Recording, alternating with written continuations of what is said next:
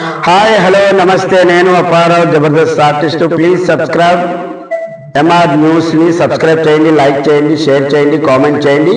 పక్కనే ఉన్న icon bell touch చేస్తే వారి అప్డేట్ న్యూస్ అంతా మీకు వస్తుంది. Good luck to MR news. This is Apparao Jabardasth. నమస్కారం. ఎంఆర్ న్యూస్కి స్వాగతం. నేను మీ రవి.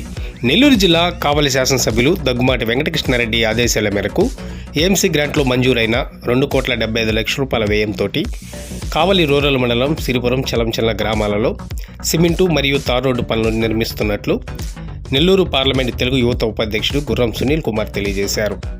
కావలి రూరల్ మండలం సిరిపురం గ్రామానికి గత వైసీపీ ప్రభుత్వంలో ఏఎంసీ గ్రాంట్లో 2,75,00,000 రూపాయల రోడ్లు మంజూరైతే అప్పటి ఎమ్మెల్యేగా ఉన్న రామిరెడ్డి ప్రతాప్ కుమార్ రెడ్డి కమిషన్లకు కక్కుర్తిపడి ఈ యొక్క రోడ్డుని వేయకుండా నిర్వీర్యం చేశారన్నారు.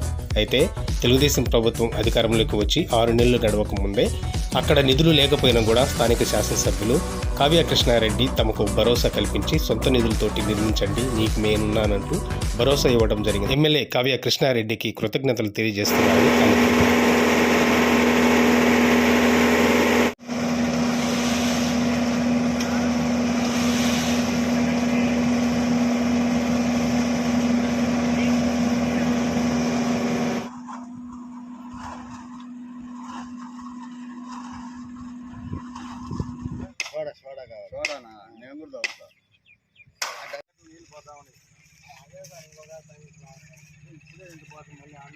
మనం పిన్ను క్లారిటీ ఇస్తున్నాం కదా సార్, గట్టిగా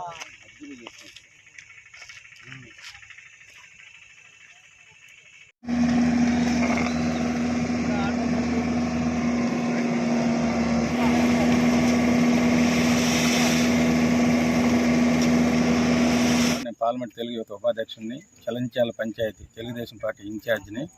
గత ప్రభుత్వంలో దాదాపు 2,75,00,000కి ఈ రోడ్డు పని శాంక్షన్ అయింది.